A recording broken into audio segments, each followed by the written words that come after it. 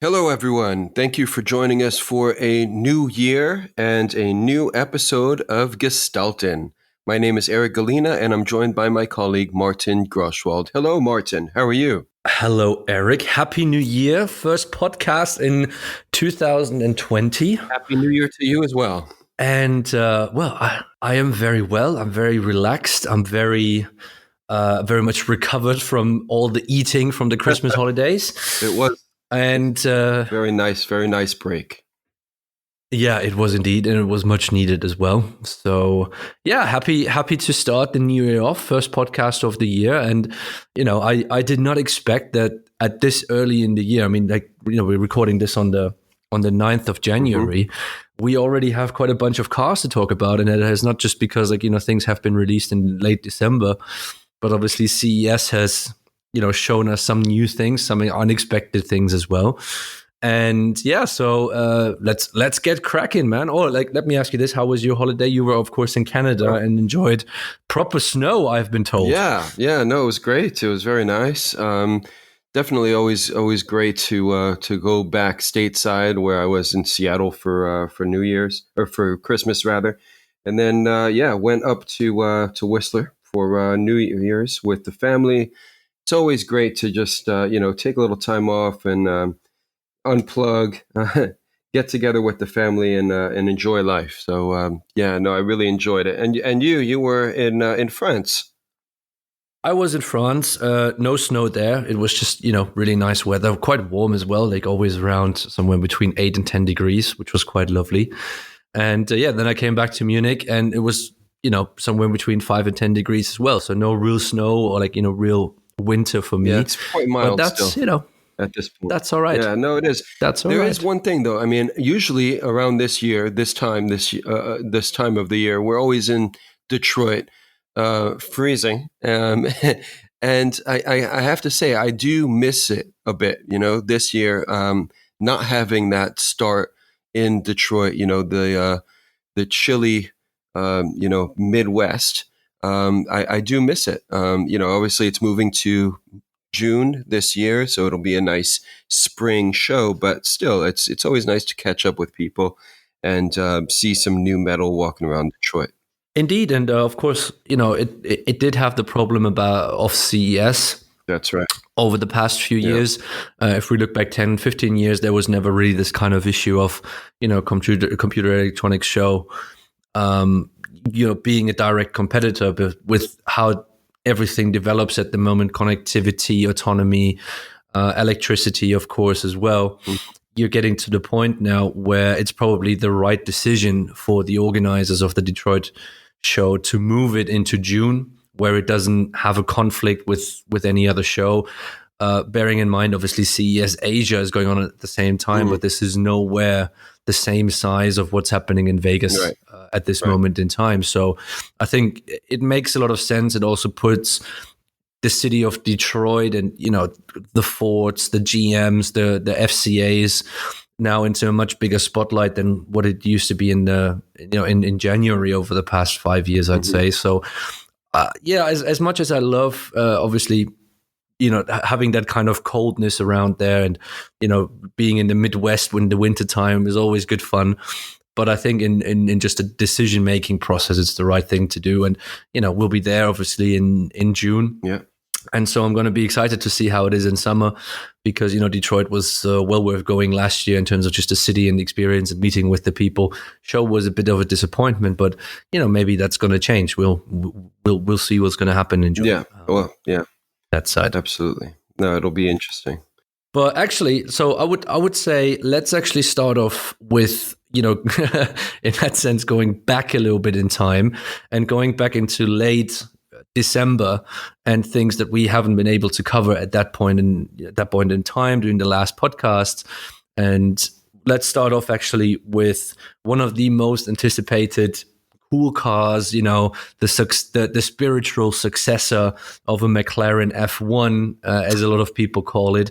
Let's actually start talking about the Gordon Murray T50, which, it's a massive thing, isn't it? I mean, this thing is everybody's looking for the successor of the F1, a central seater, mid-seater car, with a turbine engine, the way it looks like. So when they released all these new pictures, we were all quite a bit excited. It's almost like going back into when you were a kid. Yeah, absolutely. No, it's definitely a big deal. Gordon Murray's first, supercar. I mean, he's unveiled other cars before this, on his own company, little city cars, really. But this is the first kind of supercar, hypercar, really, that is coming out of his studio. So, yeah, very exciting stuff. Rear wheel drive, 3-seat layouts, the car weighs in at like 980 kilograms. So it's, definitely something, and it's got a Cosworth V12. So, pretty amazing stuff, complete with like this, it looks like a fan at the rear, which is really, really cool.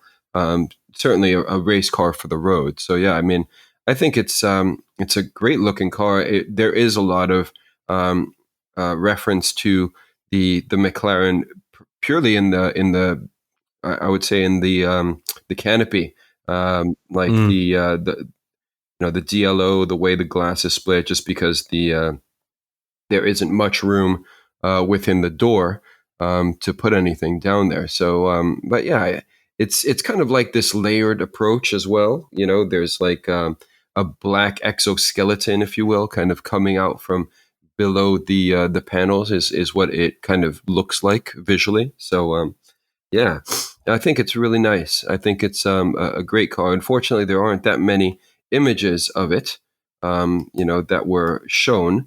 It's, but we'll see. I don't know when it's actually meant to be hitting the road or available. I think it might be later on this year, kind of in the summertime, I think. So should be interesting. Yeah, I think what I think is going to be interesting based on what we have seen so far is, when this thing comes out in 2022 is when they're projecting, this is going to have only like 100 cars will be produced. Apparently, most of them are already sold. So it is definitely this kind of hypercar direction. I'm just asking, like, if you want to have an F1 successor, would you not think that maybe, most of the clients will actually go to McLaren and maybe buy a Speedtail or something like that, which is very similar to that? Or if they would really then go to Gordon Murray. I mean, we all know what he can do and what he's capable of doing, especially from the engineering perspective in getting stuff done. But, I'm not asking the question, do we need this car? Because with every hypercar always comes this kind of question. But is this maybe a little bit too late? Is this maybe also from what we have seen so far on this kind of hypercar schedule? Actually, what I personally like, it's a little bit more conservative. It seems quite simple, apart from this kind of turbine thing in at the rear. But is this maybe a little bit too boring for this kind of market that it goes into? I don't know. I mean, it's that is definitely interesting. I don't know. I don't know that people are essentially looking for something that's kind of as outrageous, perhaps, as a McLaren, right? I think if they're looking for something that's really very honed, performance oriented, I mean, this thing is going to be ridiculous, and it's like 700 horsepower, right? And it's a super lightweight vehicle. So in terms of performance, and also this is meant to be incredibly aerodynamic. I mean, it's got a fan at the rear. Like I said, it's like a ground effects vehicle, right? Like race car. I mean, they outlaw the fan car, right? So I think it's a racing vehicle, a racing car, certainly for the road. It's an extreme, performance car that has a diffuser fan with that's going to put out some serious performance. So in terms of, I think that's what that's the demographic that they're going after. It's not necessarily people that are into vehicles because they want to be seen in them. It's more, I think, the person that really wants to drive it, right? Because no one's going to go and buy a Gordon Murray car because it's a fashion statement. No one even knows who Gordon Murray is outside of like specific circles. I think if you're really like the flamboyant Beverly Hills type, you're going to go out and buy a McLaren or even a Ferrari or Lamborghini, even for that matter. So I think it's pretty good on for that perspective. I mean, it's focused, it's on point. I think it looks very nice and elegant, but I think ultimately it's really a performance car, and that's all that it really needs to be. From a pure driver's perspective. Yeah, and I think this is what, also from a design's perspective, it doesn't have, at least from the pictures that we have seen so far, this added aggressiveness to it. You know what I mean? Is this kind of I've mentioned this a number of times before, is that we're missing a little bit of simplicity. Similar to, where I said like the Ferrari Roma was great because it was so simple. It was almost like an Aston, and this is what the new Vantage should be like in that sense. But this kind of simplicity, and then pieced out with certain kind of complex elements and details, but generally like a very simple kind of car, which is always the most difficult to do. And that's what I appreciate back on that. Obviously it comes from a strong engineering background as well, but not going over the top with what some other companies are doing at the moment. McLaren obviously one of them, trying to differentiate themselves a little bit, and maybe that goes through this kind of aggressiveness nowadays. But it's something that I'm very much looking forward to as well in this kind of supercar area.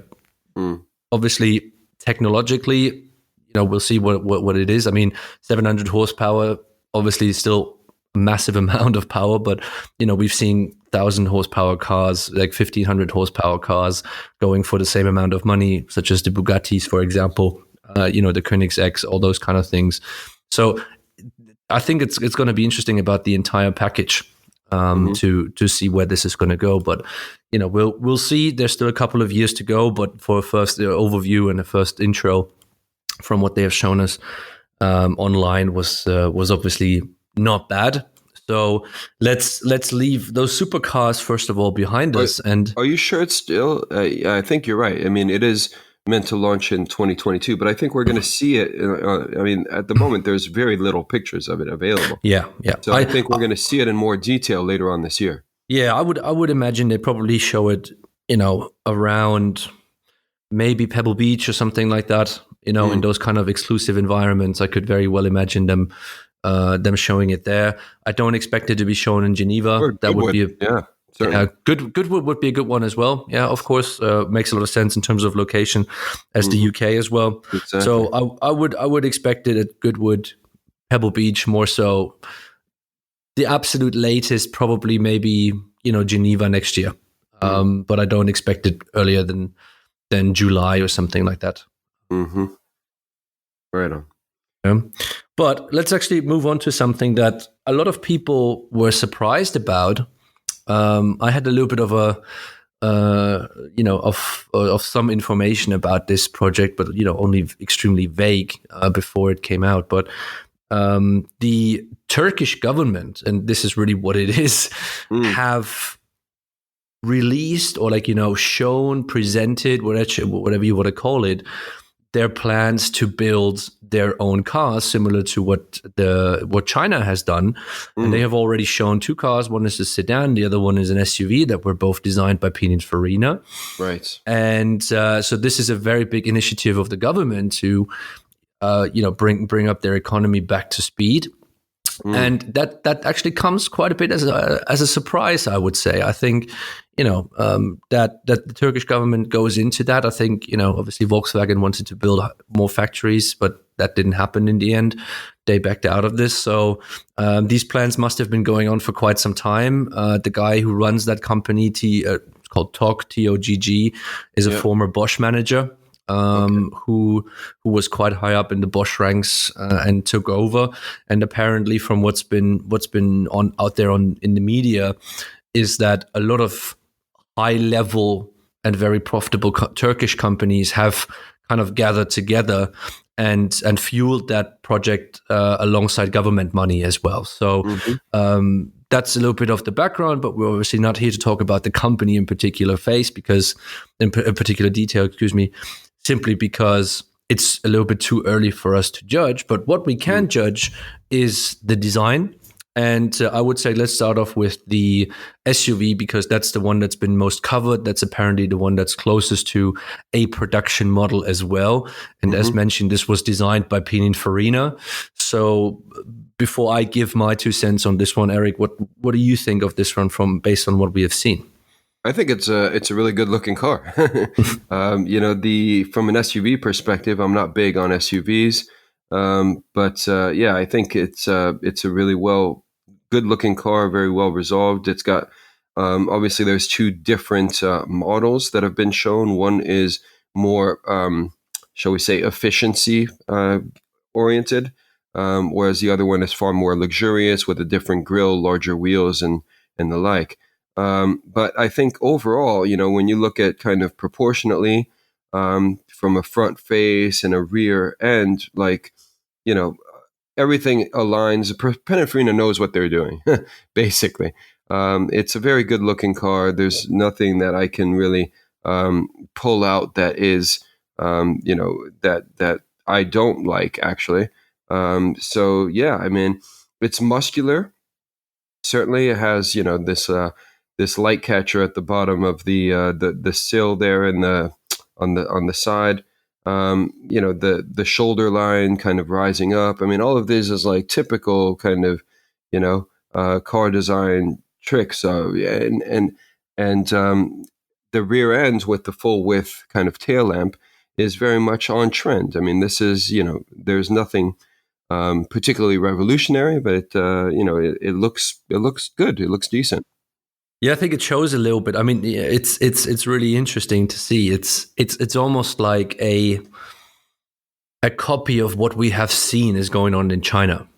You know, so there is certainly, and from what I know, there's also a lack of creative talent that has this experience within Turkey, so that they could have started off like, you know, their own design department. There was clearly the wish of, you know, building something up in Turkey as well, from what I understand. So it seems like a very, you know, sensible way to go to someone like Pininfarina to do a project like that from a design perspective. But also it gives you the same problems of what we have seen in China. I mean, this is a completely replaceable car. You know, yes. I think what you've just mentioned is exactly the point. Is it's well made. Like Pininfarina still know what they're doing, but they're not a creative powerhouse anymore. You know, they are. You go to them, you tell them like, this is the job. I want to get it done. It's supposed to appeal to ideally as many people as possible, but you know, please, you know, it's not supposed to revolutionize anything in that sense. So you get to this kind of point of, I think, where we as some kind of critical people, like, you know, people who look at these things in a different way, you know, have to understand for the purpose that they are built, it's well made. But will this be any kind of threat for outside of Turkey? You know, will this be any kind of thing that will have the opportunity to become more like a global brand, or like, you know, go into European soil, into Asian soil? And then I would say, no, it's probably going to stay a local product, because the Chinese, they pretty much can do exactly the same thing. You know, if it won't go into a German market, because you can get yourself a Skoda that looks even better than this, in my personal opinion, and you know, is probably the same price category, if not even cheaper in that sense. So it's I think that's really what it depends on. It's like the price point, right? If they can make this at a very attractive price point, it will sell. You know, it's a good looking car, like you said. It's not, you know, nothing revolutionary, and it's not pushing the boundaries of anything. But you know, from and I haven't, you know, gone and sat in the car and checked out, you know, quality levels. But Pininfarina, I mean, you know, they developed into being a strict carrosseria to, you know, actually a fully fledged kind of car builder. You know, they can, from one end to the other, not only design it but build the car. And you know, it's a full turnkey thing, which is, you know, explains why the Turkish government would tap them to do this. You know, Giugiaro can also do something similar, especially now that they've got, you know, the Volkswagen group Hmm. But I think it totally depends, like, on price point in terms, and that will determine this vehicle's success. Because ultimately, now that they've got the design, they can effectively just build the factories and build them over there. So it all depends on the quality levels that they're able to attain with people that traditionally don't have any experience building cars, and the price point. 100% correct. I mean, like, there is some history in Turkey with building cars. Obviously, Ford had Ford Yes, Otosan yes. there, but that was mainly commercial vehicles. Hmm. So there's some kind of experience from that side as well. But it's for me that, let's say it shows a little bit at the moment of what we see in China as well, is the idea of, hey, it looks quite simple to build a car. Mm. And I think that's exactly the point. I think nowadays it has become easier to build a car because of all the technological changes. Like, electric is obviously a big part of this as well. But where you can see the difficulty coming in is building a brand, Hmm. and exactly what you have just mentioned. It very much depends on the pricing in terms of the positioning of the brand, of the product within their respective markets. But even the Chinese companies have problems with that. I mean, Hmm. look into someone like Neo, who aimed with an ES8 at a very high entry level, who only gained recent certain success, with the ES6, then the EC6, which is the coupe version of the ES6, pretty much, that were cheaper, they were a bit smaller, where the Chinese customer said, yeah, this is something a little bit more of interest to us because the pricing is more attractive to us as well. So, Mm. and I think this is the different kind of ways that we see them at the moment. Like, when you go to someone like Pininfarina, Ital Design, those kind of old carrosseria houses, you can go to Bertone, Zagato, whatever you think it Mm. is, they have become car builders. But I think, they're not brand builders. That is the big difference. Whereas maybe with back in the day, when they were on the carrosseria style, they gave you the opportunity in this kind of direction of, hey, we can help you to build this brand as well. And now it's just like, hey, we get this job, let's get this job done. And Mm. when I first saw the pictures, and I don't necessarily mean this in the bad way, but you had a little bit of the feelings like, hey, this might have come from a sketch that we have seen in China that might have changed just a little bit, but it seems like they had the sketch ready. Okay, let's just take that kind of car and let's develop it. And Absolutely, absolutely. that's the point for me. So it's nothing original. It's nothing that Mm. seems was specifically made just for that TOGG No, brand. It seems absolutely, like absolutely. it was I, just, like, it's an SUV. Let's build it. Let's make yeah, some kind of things, build a story around it with, like, the tulps and stuff like that. It's all fair enough, but you could throw a it's Kuros badge on this you very could easily. yeah, exactly. I mean, you could throw any badge on this one, and we come to the badging later, I think, when we talk a Mm. little bit about some CS cars. But this is the point for me, is where it's interesting. It's like, this is not where I would say, like, oh, should Pininfarina be proud of this product? It's like, well, in terms of financials, probably they should be, because probably got a good deal out of this. But in terms of design, I don't know. It's probably, the question is, how, is it going to be on their website? Is it, maybe not on their website? Is it going to, be deleted from their website quite soon? I don't know. But it's something that I would say, design wise, it's this kind of thing that we're going into, the boringness, the ultra conservatism. Like, nobody is willing to take any kind of risks, just to kind of plant the seed a little bit. And I think we will see actually more like this talk thing. And I want to use this kind of idea and lead a little bit to what we have seen at CES now. And in terms of blandness and boringness, I wanna move to that Sony car. That was another surprise that nobody really expected, but I could almost take my words from the talk and put it on Sony as well, with the only difference, apart from saying SUV, it would be a limousine. Yeah, well, I mean, they, like you said, they did build a sedan as well, the TOGG, and there are some similarities between that Sony car and the TOGG sedan. In particular, if you look at the interior, I mean, the Mm. interior of the Sony car is fairly nondescript.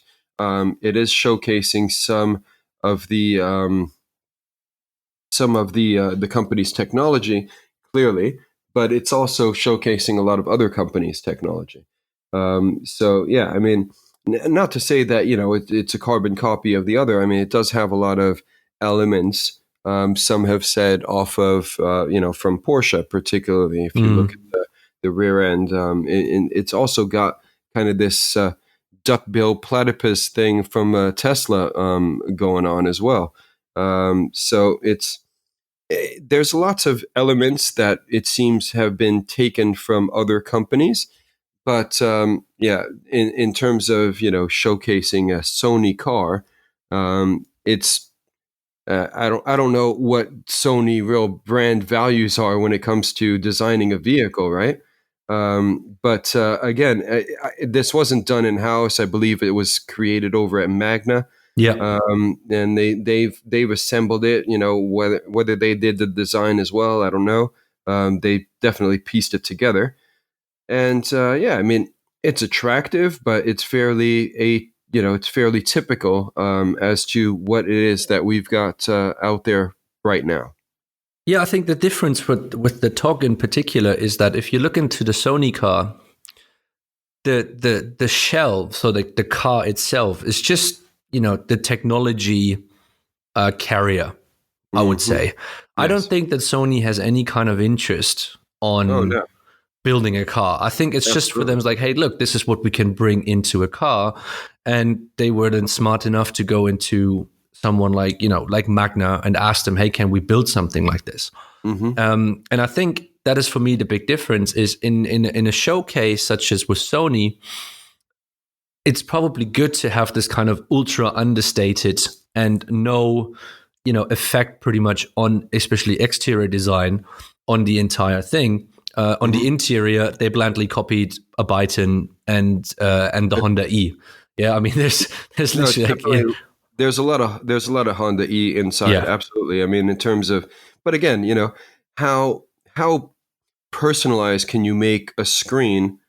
Ultimately, that's all it is. It's a screen with two other screens on either end showing Mhm. the rear mirrors, right? And then on the screen itself, you have your infotainment, your car gauges and information. But yeah, I think it's going to be really difficult to if you start seeing screens like that across all of these vehicles, like on the TOGG, it's definitely slimmer than on the Sony or indeed the Byton. I think the Byton's got the biggest screen just ever. Coast to coast, taking up half the windscreen screen. But you're right. I mean, the Sony it's all about the sensors that they've developed, right? I mean, they see where the automotive industry is heading. Everybody is working right now on developing electric vehicles. That's all well and good. But in the future, they're really looking to develop autonomous vehicles. And Sony is like, hey, we can get into this business as well. And because that's what this car has, a lot of sensors essentially, which Hmm. will enable it to drive autonomously, or at least, in terms of, driver assistance features. I think they've got over 30 sensors on this vehicle. So it's definitely going to help in terms of ADAS and also for future autonomy. Yeah, and on top of that, I think what I want to say is like you talked about the technology of autonomy. When we talk about entertainment, yeah, I think for most people, when they hear Sony, they combine that with entertainment. They combine that with the film studio. They combine that with TVs. They combine it with the PlayStation, of course, massively as well. So this kind of it from what I have seen, and this is the thing, is like I haven't seen too much of everything from the presentation, but I was hoping that they could have like a little bit of an bring the PlayStation kind of into the car or Uh, something like that. Take the idea of what could be, the sensors, the technology, plus this kind of entertainment value that Sony has. What could they do internally?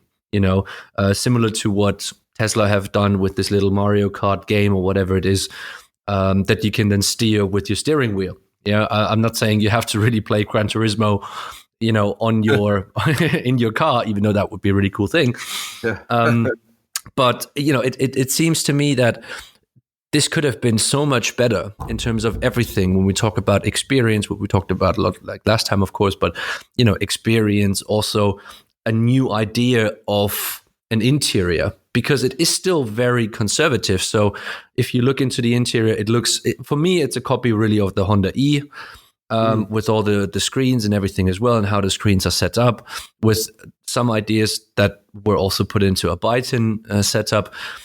But it wasn't then shown just like, look, this is what Sony really could do in its entirety. It almost seems like one department was being told, hey, do something for CS so we can show something about connectivity and stuff. But they didn't talk to other departments that could have helped them, and even, with other ideas, and really build the Sony experience.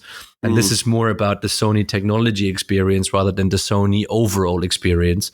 So for me, it's unfortunately a missed shot. I don't think they will make a car out of this at all. I think it's just going to be forgotten in like a month's time or 2 months' time. I don't think anybody will speak about it when we go to Geneva. Yeah. No, I mean, I completely agree. I think, this is just a technology showcase, a prototype, saying, hey, we can actually put in a bunch of technology into this vehicle, and create things for the automotive industry. But it's certainly not a statement of intent for them to come out and build a car. I certainly don't think. And we've seen it also from other companies as well, right? Apple coming out and everybody's talking about how they're going to build a car. They're not going to build a car. They're just going to help you kind of provide some technology. Like, that's ultimately what I believe is their kind of end game, if you will. They don't have any real intent to build a vehicle. But again, it's an interesting, and it's fairly bland as well. If it didn't, also, it's kind of like, it reminds me a little bit of the Mercedes EQS that we saw in Frankfurt.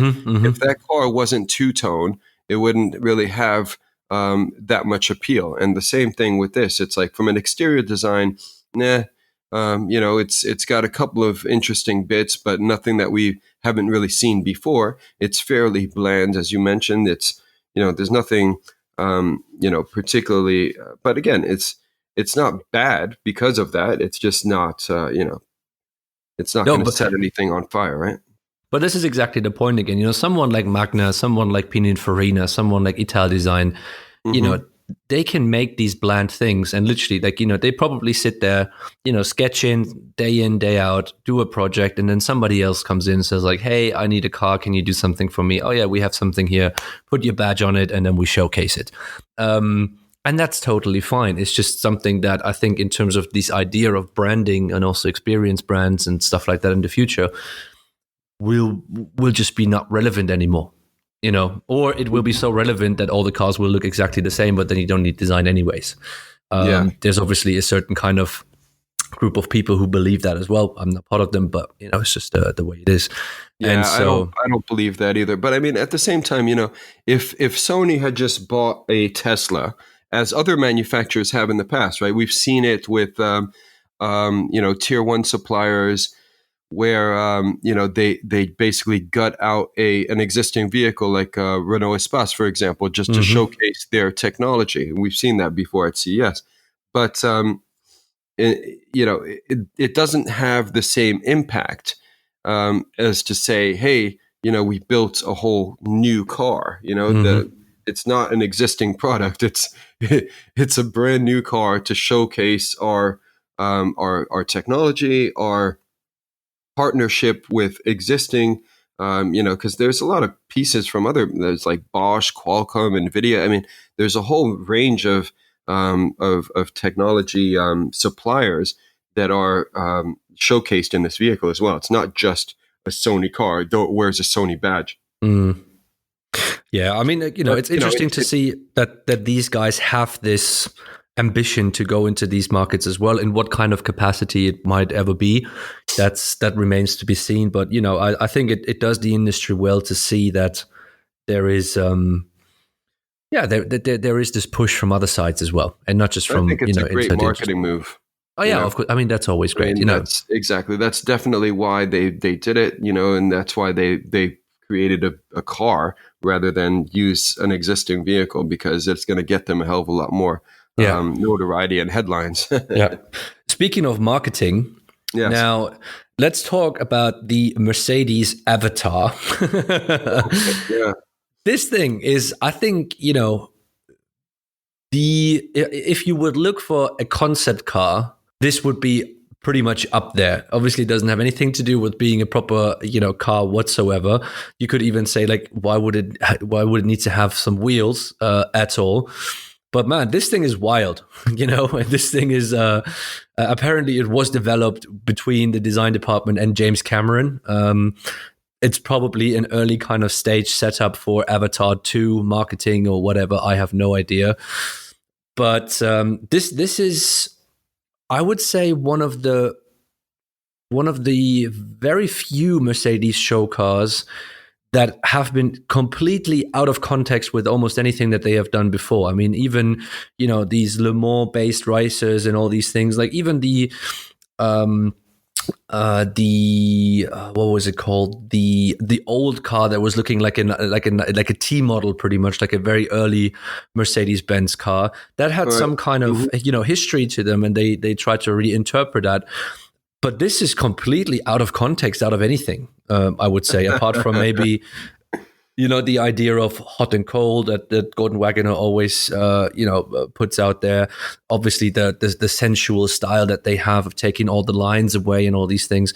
I can see that, but this seems completely out of context, out of anything that we have seen of Mercedes from the past 3 years. From what I can at least remember. Yes. I mean, your statement about it being perhaps a movie car for the Avatar sequel is probably not too far off.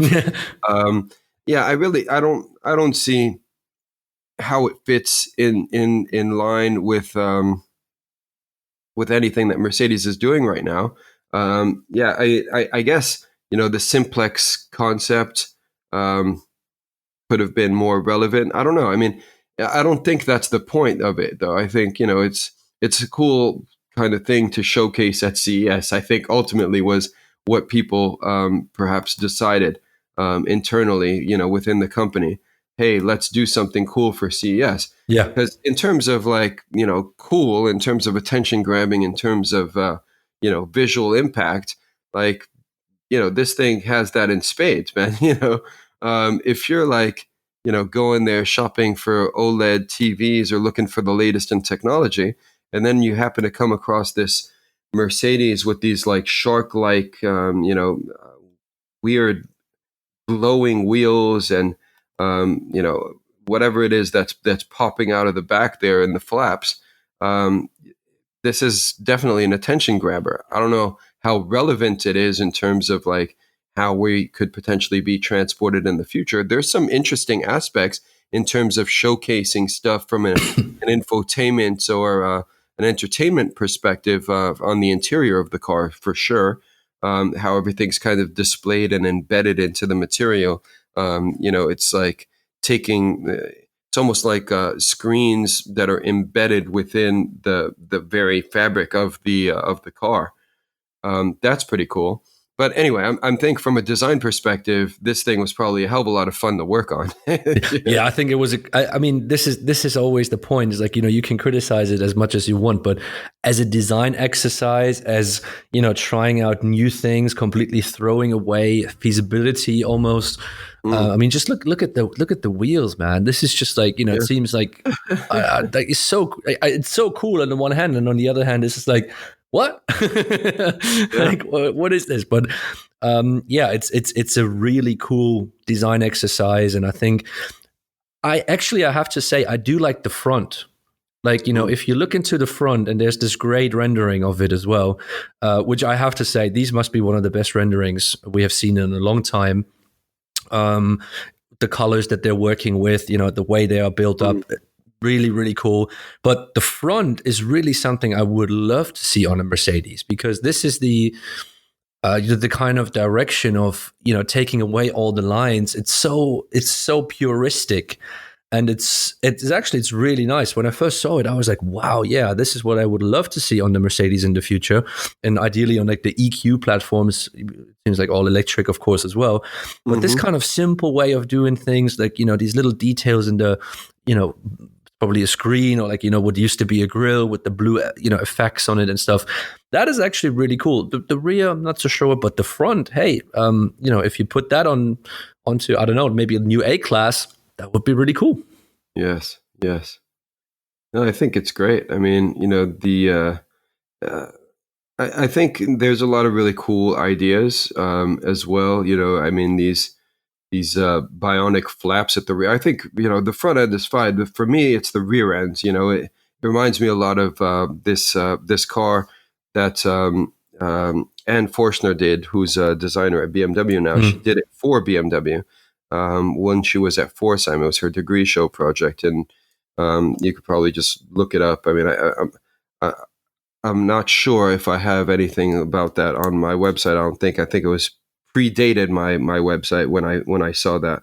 But anyway, there's some pictures of this vehicle with these flaps, and for it was super interesting. I mean that when it came out, and that definitely reminds me of that. So these are basically Mercedes is calling these bionic flaps, which are meant to communicate, with external people and cars, perhaps as well. But anyway, super interesting in terms of all of the technology that they have.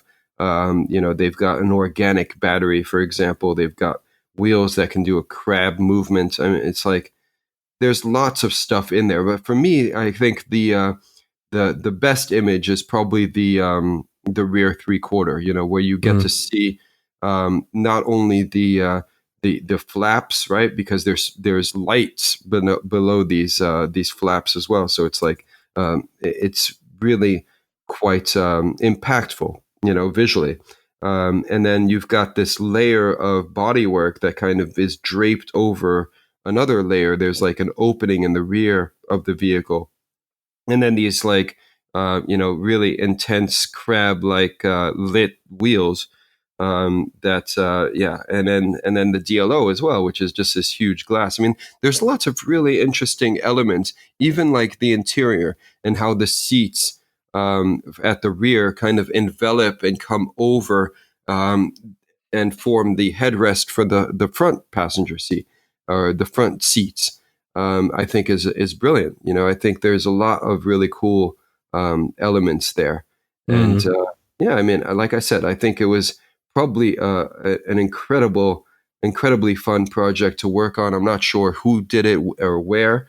It was probably a little bit of a collaboration, but it looks like something that would have come out of like the California studio, for example, or something like that. I'm not sure. It looked like there were some press pictures that they presented. It looked a lot like this could have been one of the first projects coming out of the Nice studio in France.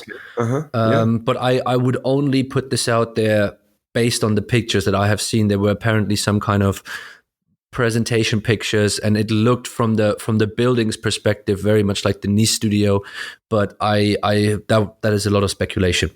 Yeah, I mean, it was probably a collaboration of different things. Because I mean, when you've got a project like this going on, like who wouldn't want to work on that, right? Yeah, exactly. It's like just throw all of your ideas out there, and it's like crazy fun to go ahead and work on something like this. So anyway, yeah, I mean, I don't know how if it's any like vision for the future for Mercedes-Benz, if it even is an indication of anything at all. In terms of like a movie car or whatever. But I think, it's a pure concept, as a pure kind of, just, hey, let's do something fun for CES. I think it's quite cool. Yeah. Speaking of new stuff at CES, something that has been highly teased by the, I would say now, famous and infamous Henrik Fiskar is the new Fiskar Ocean. So he kept the name of his own brand, where they released the Karma back in the day. I think it was in 2012. Obviously, Henrik Fiskar, super super famous for his work at BMW with the BMW Z8. Was it Aston Martin? Did the Vantage over there. So quite a household name, yet again trying to build his own car brand, or rebuild his own car brand in that sense. This time a little bit more from the cheaper side. So he's definitely aiming towards a Model 3 pricing from what he has announced with everything that's coming up. And what do you think? Oh, just another SUV? Looks very much like it. Yeah, I mean, yeah, again, I'm not a big fan of SUVs. Like, we're seeing them everywhere. They are practical vehicles, and they're like certainly the default vehicle choice the world over. It's not just like, one market. It's like everyone has flocked to this. There's a number of reasons why I don't like SUVs. Efficiency is one of them.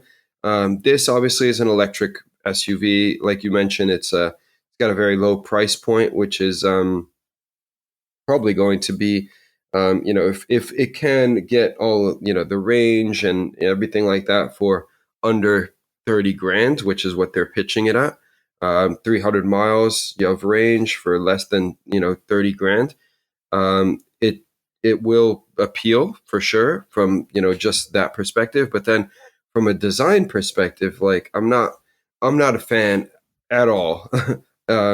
This looks like it could, there's one image of it, it's a rendering of it charging up at some charging station.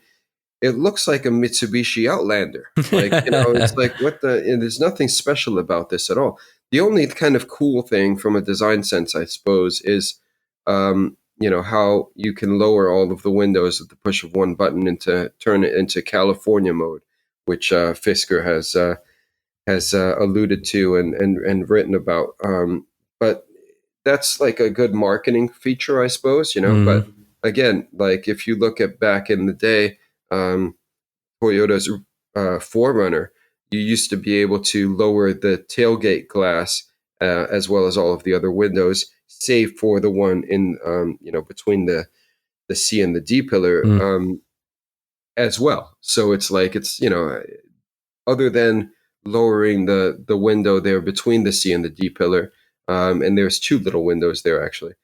So lowering all 9 windows with the push of one button, I don't really see that much, in terms of appeal. It doesn't appeal to me. I mean, it's more, I suppose, SUV like. It's more rugged looking. Perhaps like, but again, it's like crossover with like massive wheels, right? So yeah. This is obviously where it's going to be interesting, is to see what happens if it has smaller wheels, because then the stance will just change massively on the entire thing. It's it's also it's becoming, I think, more and more difficult also, and what we've just mentioned earlier with Pininfarina, to have these guys, and like to build brands and to build something that is really fundamentally new. And I was actually hoping that someone like Fiskar would still have the, I don't want to say the capabilities, but still have the imagination to do that. But I think from a little bit of that understanding is, of course, he's a businessman, and he's the CEO of his own company. He has to make decisions if they want to be on that kind of price range, which apparently is like 37,500, and then they get about 7,500 of benefits deducted from that as well, so you get onto the 30 grand. And combining that with his design aspirations, I think it's just extremely difficult. Like he knows where he probably has to work more towards the business side rather than the design side, and this could always be a little bit tricky, to have that kind of mixed together. I mean, there's very few CEOs that come from a design perspective. The only one that comes to mind at the moment is Thomas Ingenlath at Polestar, and obviously Polestar is a very small brand, so I don't know how many people they have, but there's not these kind of top level managers who are also designers. And I think a little bit with Fiskar, you can see that. There's this big ambition from a design perspective, of the appeal perspective, but then the hard truth hits, and it's just like, oh crap, like we have to be within a certain budget, and we have to do this and we have to do that. And that he's trying to play with some visual tricks. I would say there's a certain kind of two toning or even like of tritoning in there. But I don't know. There's certain kind of elements such as the solar roof where I'm saying like, why would you still do that? Like, save that money and do something better with the design. It gives you a bit more. It's the same with the Scion, car that's being developed here by Sono Motors in Munich. It's just like the solar roof is not going to give you that kind of, it's not going to give you that much back that I think you would technically need it, or it's definitely required. It's a nice idea, but again, having a great idea is cool, but the execution is the most important one. So I think with Fiskar, it's just like maybe he was too diverse from business and design, and the mix out of both doesn't get me. I think I think it's also from the perspective of sheer design. It's like could be a bit of a Mini, could be a bit of a Hyundai Kona, those kind of things. But what does it really make it stand out that it is a Fiskar? Yeah. I mean, the thing is, Fiskar's always been, and I think he's been living in California for a good while.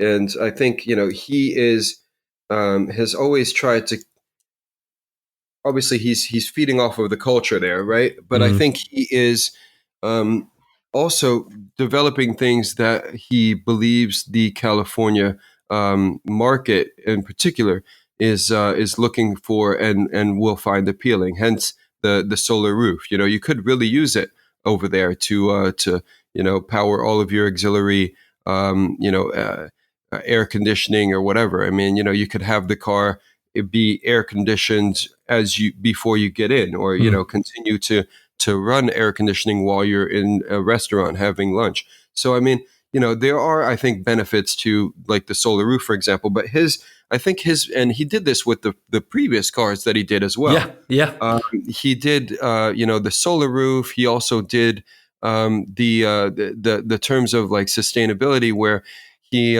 went like an extra step with his last car, with the Karma, where they sourced I think it was like wood from the bottom of a reservoir or a lake. I can't remember now. This was a long time ago, but it was like they didn't chop the wood down. They got the wood that had fallen naturally and was like and then they reused this, and so there's a lot of these like recycling of materials. So in this car, for example, they're using recycled carpeting. There's like a vegan aspect to the interior besides the solar roof, right? So there's a lot of sustainability, aspects. Which is a great effort. I think we have to put this out there. It's a great effort. I think it's brilliant, but it's also, the California lifestyle thing is something that sells. I mean, Lucid is playing on that as well. In terms of a marketing message, homegrown, let's not forget, California is still the biggest market in the now second largest car market in the world, which is the United States. But, people in China are going to also want to use vehicles that come from a more sustainable, once they develop to a point where they're more aware of, waste and being more environmentally aware and efficient, shall we say, because I don't think they're there yet. They're going to want to use stuff like eco suede, in their vehicles, and things like that. So I think it's a good way to kind of move, not only in terms of like battery power and solar panels, but also, the other materials that they're looking to use to make a vehicle just more environmentally efficient. So I applaud that, definitely. But you're right. I mean, he's got cost constraints. When you start doing things that are, more flight of fancy and could be potentially appealing and interesting from a design perspective, you're going to incur costs. And but I don't think ultimately that's why it ended up looking the way it did. So yeah, for me, aesthetically, like I'm not a fan. But I do like a lot of the sustainable elements that are within this vehicle. Well, yeah, but this is what I mean is like, it's always a great idea. to have certain things. I mean, it's the same in business. If anybody thinks of starting their own business and stuff, it's like everybody believes they have a great idea, but then to execute it and to really get it onto the top level shelf is a completely different story. And I think this one, in my opinion, it would have probably helped if Fiskar himself would have taken himself out of the design and, let other people do that who might have a bit more, touch to what's going on at the moment, because it does have a little bit of that, a tiny bit of an old school feeling to it as well. And, just let them do the job. I mean, there's always this generational gap and like the generational differences in it, but I certainly just believe that it would have probably helped if he would have focused on the business side and let other people do the design for him, or vice versa, of course. Yeah, I mean, that would be the thing, but he's never been that kind of guy. And would you blame him? I mean, if he can have the control of the design as well, who would say no to that? I mean, it's very difficult to criticize that in him, but from the outside, it's always easy to say. Yeah. I mean, it's got to be difficult for him, but he's, there's, I was hanging out with someone yesterday and we were talking about egos.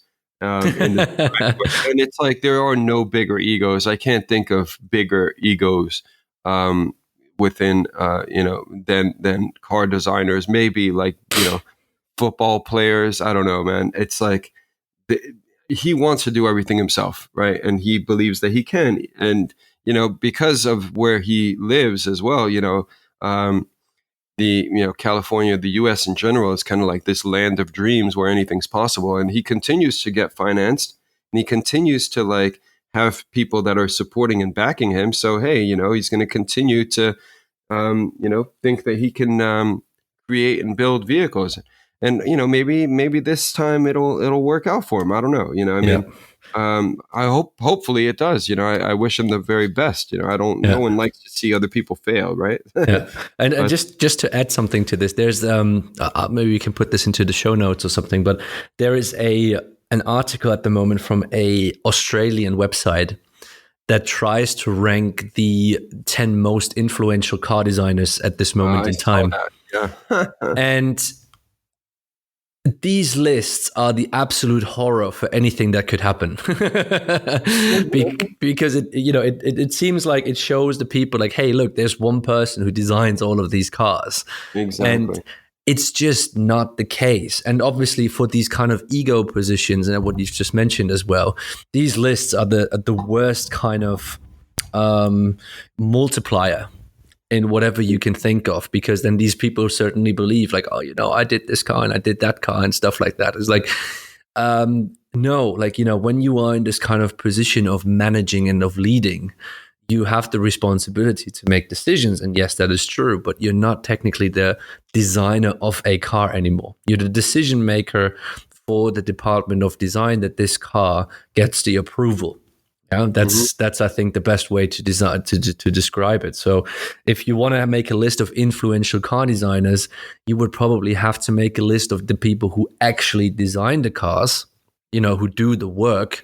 But that again is going to be almost impossible because there's so many people behind all of this, this process to then say, well, that's the thing. And that's also a point where we, for example, in the awards, I'm not doing individual awards for people, but for the design teams, because in the end, it covers everybody who works in there. And, obviously these kind of lists build up the egos quite massively. Oh, absolutely.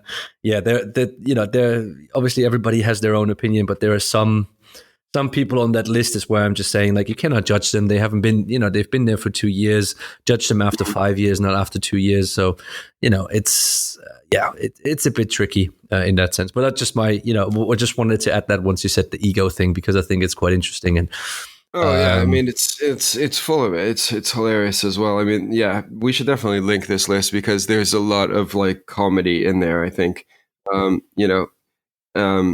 Yeah, I mean, there's one aspect where they're talking about. Anyway, it's hilarious. We'll link the list. We'll link the list. No, yeah, reading through this is quite humorous. But anyway, yeah, cool. Yeah, they always pick the top, guy who's in charge of everything, and not like actual designers that have made really important strides, I would say, Yeah. in their careers. But that would be really difficult to do. So, in fairness, Yeah, and anyway, that would actually mean that the journalists need to know about their shit. But right. whoa, shall we really ask people to do that? But anyways, that's a different story. But all right, then we've pretty much covered everything in an hour and everything that happened over the Christmas break. So, Eric, as always, thank you very much for taking the time. I do My very pleasure, much Martin. appreciate it, as Absolutely. always. And so keep an eye out on our social media pages. We have loads to share with you in the next few weeks. We will have our new project Pathfinder starting very soon, which is aiming for all the students and recent graduates. So keep a lookout for that. That will come out in the next few weeks. We have some really cool partners with that already, so we're very excited to launch that. And and then in the meantime, if you have any more questions, if you want to reach out to us, if you are looking for a new job, if you're looking, just to have a chat with us, you can find us on all social media channels. For myself, it's going to be at Concept House. For Eric, it's at Form Trends. You can email us. You can find us on LinkedIn. You can find us on Twitter. Pretty much anything that you can think of. And feel free to contact us. And for now, once again, Eric, thank you very much. And for all of our listeners, speak to you very soon. Yes, and happy 2020.